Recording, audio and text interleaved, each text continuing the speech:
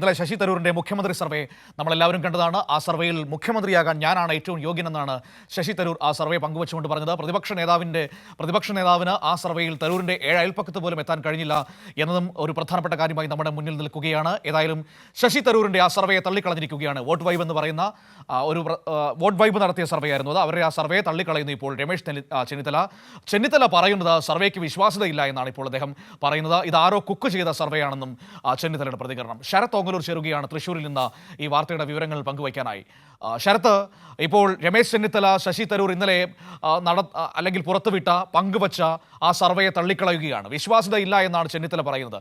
ഈ സർവേക്ക് വിശ്വാസ്യതയില്ല എന്ന് പറയുമ്പോൾ തന്നെ അത് പങ്കുവച്ച ശശി തരൂരിനും വിശ്വാസ്യതയില്ല എന്നാണോ വരികൾക്കിടയിൽ വായിക്കേണ്ടത്? മനു, അത് വളരെ കൃത്യമായിട്ടുള്ള ചോദ്യമാണ്.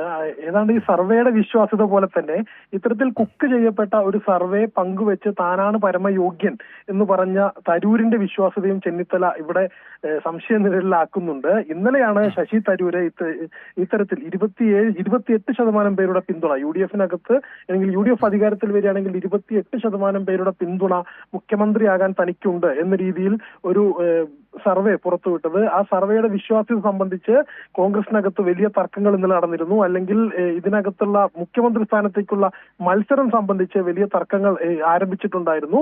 അതിന്റെ മറ്റൊരു ഘട്ടത്തിലേക്ക് കടക്കുന്നതിനാണ് ഇന്ന് രമേശ് ചെന്നിത്തലയുടെ പ്രതികരണം ഉണ്ടായിരിക്കുന്നത്. ഇത് വിശ്വാസ്യതയില്ലാത്തൊരു സർവേയാണ്, ഇത് കുക്കഡാണ് എന്നാണ് വളരെ കൃത്യമായി തന്നെ അദ്ദേഹം പറയുന്നു.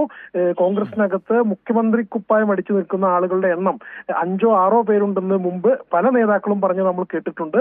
അതിന്റെ വളരെ കൃത്യമായിട്ടുള്ള ഒരു ഘട്ടത്തിലേക്ക്, അല്ലെങ്കിൽ കൃത്യമായിട്ട് വ്യക്തമാകുന്ന ഒരു ഘട്ടത്തിലേക്ക് കടന്നിരിക്കുന്നു. അതായത് ശശി തരൂർ താനാണ് പരമയോഗ്യൻ എന്ന് പറഞ്ഞുകൊണ്ട് ഇത്തരത്തിൽ കുക്ക് ചെയ്യപ്പെട്ടു എന്ന് അവരുടെ നേതാക്കൾ തന്നെ പറയപ്പെടുന്ന ഒരു സർവേ പങ്കുവയ്ക്കുന്നു. അതിന്റെ വിശ്വാസ്യത, അല്ലെങ്കിൽ അത് പങ്കുവെച്ച ആളുടെ വിശ്വാസ്യത ചോദ്യം ചെയ്തുകൊണ്ട് മുൻ പ്രതിപക്ഷ നേതാവായ രമേശ് ചെന്നിത്തല നേരിട്ട് തന്നെ രംഗത്തെത്തുന്നു. എന്തായാലും കോൺഗ്രസിനകത്ത് ശശി തരൂരിന്റെ ഈ ട്വീറ്റ് വലിയ പ്രതിസന്ധിയാണ് സൃഷ്ടിച്ചിരിക്കുന്നത്. മനു, അല്ല, ഇപ്പോൾ മുഴുവൻ മുഖ്യമന്ത്രി സ്ഥാനാർത്ഥികളാണല്ലോ. ഇപ്പോൾ 140 മണ്ഡലങ്ങളിലെ മുഖ്യമന്ത്രി സ്ഥാനാർത്ഥികളെ നിർത്തേണ്ടി വരുമോ കോൺഗ്രസിന് ലക്ഷണം കണ്ടിട്ട്? ചേർത്തേ മനു, അത് വളരെ കൗതുകമാണ് ഈ ചോദ്യം എന്ന് പറയുന്നത്. കാരണം പലപ്പോഴും കോൺഗ്രസിനകത്തുണ്ടാകുന്ന പ്രതിസന്ധി, കോൺഗ്രസ് നേതാക്കൾ വലിയ രീതിയിൽ തങ്ങൾക്ക് അധികാരം കിട്ടിയാൽ താനാണ് മന്ത്രി, അല്ലെങ്കിൽ താനാണ് മുഖ്യമന്ത്രി എന്ന രീതിയിൽ പല രീതിയിൽ പ്രചരണങ്ങൾ ഇപ്പോഴും പല മേഖലകളിൽ നടത്തുന്നു. അതിന്റെ ഒരു ഉന്നത ശ്രേണിയിലുള്ള ആളുകൾ തമ്മിലുള്ള മത്സരത്തിന്റെ, അല്ലെങ്കിൽ അവരുടെ രീതികളാണ് ഇപ്പോൾ നമ്മൾ കണ്ടുകൊണ്ടിരിക്കുന്നത്. കഴിഞ്ഞ ദിവസം ട്വീറ്റിനകത്ത് ഇത്തരത്തിൽ ശശി തരൂർ പങ്കുവയ്ക്കുന്നത് കണ്ടവർക്കെല്ലാം വലിയ അത്ഭുതമായിരുന്നു. ഈ സർവേ നടത്തിയ ഏജൻസി എന്ന് പറയുന്നത് വെറും 2 പേർ മാത്രം ജോലിയെടുക്കുന്ന, ലിങ്ക്ഡിൻ പ്രൊഫൈൽ നോക്കിക്കഴിഞ്ഞാൽ വെറും 2 പേർ മാത്രം ജോലിയെടുക്കുന്ന ഒരു സ്ഥാപനം എന്നാണ് ലിങ്ക്ഡിനകത്ത് അവർ നൽകിയിട്ടുള്ളത്. ഇതിനു മുമ്പ് ഇവർ ഇത്തരത്തിൽ ഒരു പ്രവചനം നടത്തി, അല്ലെങ്കിൽ ഇത്തരത്തിൽ ഒരു പ്രഡിക്ഷൻ നടത്തിയിട്ടുള്ളത് ബീഹാർ തെരഞ്ഞെടുപ്പുമായി ബന്ധപ്പെട്ടുകൊണ്ടായിരുന്നു. എന്നാൽ കേരളത്തിൽ ശശി തരൂർ വിശ്വപൗരൻ എന്നൊക്കെ വിശേഷിപ്പിക്കപ്പെടുന്ന, ഏറെ അംഗീകരിക്കപ്പെടുന്ന, അല്ലെങ്കിൽ പൊതുമധ്യത്തിൽ വളരെ സ്വീകാര്യനായ ഒരു വ്യക്തി ഇത്തരത്തിൽ ഒട്ടും വിശ്വാസ്യതയില്ലാത്ത ഒരു സർവേ ബലം താൻ മുഖ്യമന്ത്രി പങ്കുവെക്കുന്നതിലൂടെ അദ്ദേഹം വ്യക്തമാക്കുന്നത് തന്റെ മുഖ്യമന്ത്രി മോഹൻ തന്നെയാണ്, തനിക്ക് മുഖ്യമന്ത്രിയാകാൻ ആഗ്രഹമുണ്ട് എന്ന മോഹൻ തന്നെയാണ് പൊതുമധ്യത്തിൽ അദ്ദേഹം അവതരിപ്പിക്കാൻ ശ്രമിക്കുന്നത്. എന്തായാലും കോൺഗ്രസിനകത്ത് വലിയ പ്രതിസന്ധിയാണ്. ഇതൊക്കെ ശരിയാണ്, എല്ലാവരും മുഖ്യമന്ത്രിയാകാൻ മോഹമുള്ളവരാണ്. ഇപ്പോൾ KC വേണുഗോപാലിനുണ്ട്, ചെന്നിത്തലയ്ക്കുണ്ട്, സതീശനുണ്ട്. സണ്ണി ജോസഫ് പറഞ്ഞ മുഖ്യമന്ത്രിയാകാൻ വേണ്ടി MLA സ്ഥാനം വരെ രാജിവെക്കാവുന്നതാണ്. അതെന്തുകൊണ്ടാണെന്ന് എനിക്ക് മനസ്സിലായില്ല. അദ്ദേഹം അങ്ങനെയും പറഞ്ഞിട്ടുണ്ട്. അപ്പോൾ ഇവരെല്ലാവരും മോഹമുള്ളവരാണ്. പക്ഷെ ജയിക്കണ്ടേ? എന്നിട്ടല്ലേ ഇത് തീരുമാനം ഉണ്ടാക്കാൻ പറ്റുള്ളൂ. ആദ്യം ജയിക്കണ്ടേ? വളരെ കൃത്യമാണ്. ഇതിനകത്ത് തെരഞ്ഞെടുപ്പിൽ മത്സരിക്കുന്നതിന് മുമ്പ് ഞാനത് പറയാൻ കാരണം, ഞാൻ ആരെ ആക്ഷേപിച്ചൊന്നും ഞാൻ പറയാൻ കാരണം, ഈ നാട്ടിലെ മനുഷ്യരെ പരിഹസിക്കുന്നതിന് തുല്യമല്ലേ ഇങ്ങനെയൊക്കെ നിന്നുകൊണ്ട് ഇങ്ങനെ വിളിച്ചു പറഞ്ഞുകൊണ്ടിരിക്കുന്നത്. 21 സീറ്റ് മാത്രമാണ് നിലവിൽ കോൺഗ്രസിനുള്ളത്. 2001 ശേഷം അവരുടെ വളർച്ച പടവലങ്ങ പോലെ താഴോട്ടാണെന്ന് നമുക്ക് എല്ലാവർക്കും അറിയാവുന്നതാണ്. തമ്മിലടിയിൽ വലഞ്ഞു നിൽക്കുകയാണ്. ഇപ്പോൾ നിലമ്പൂരിൽ ജയിച്ചിട്ട് പോലും LDF-ലുള്ള ഘടകകക്ഷികളെ വലവീശി പിടിക്കാൻ നടക്കുകയാണ്. അല്ലാതെ മുന്നോട്ട് പോകാൻ പറ്റില്ല എന്ന നിഗമനമാണ് അവർക്ക് തന്നെ ഉണ്ടായിരിക്കുന്നത്.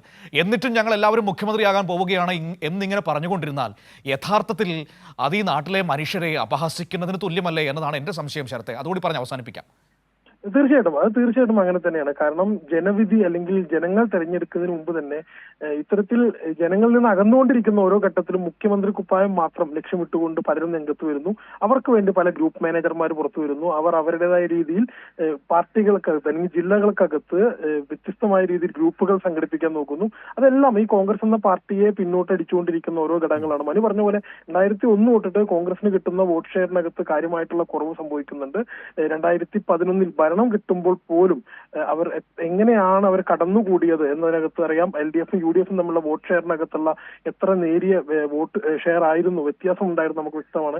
ഇത്തരത്തിൽ പാർട്ടിയെ വളർത്താൻ മെനക്കെടാതെ അല്ലെങ്കിൽ ജനങ്ങളുടെ പ്രശ്നങ്ങളിൽ ഇടപെടാതെ ജനങ്ങൾക്ക് വേണ്ടിയിട്ട് കാര്യങ്ങൾ ചെയ്യാതെ തങ്ങൾക്ക് കിട്ടേണ്ട സ്ഥാനമാനങ്ങളെ കുറിച്ച് മാത്രം ചിന്തിച്ചുകൊണ്ടിരിക്കുന്ന ഒരു കൂട്ടം നേതാക്കളാണ് ഈ കോൺഗ്രസിനെ ഈ അവസ്ഥയിലേക്ക് എത്തിച്ചിട്ടുള്ളത് എന്ന് നമുക്ക് പറയേണ്ടി വരും. അതിന്റെ അവസാന ഉദാഹരണങ്ങളാണ് ഇപ്പോൾ നമ്മൾ കണ്ടുകൊണ്ടിരിക്കുന്നത്.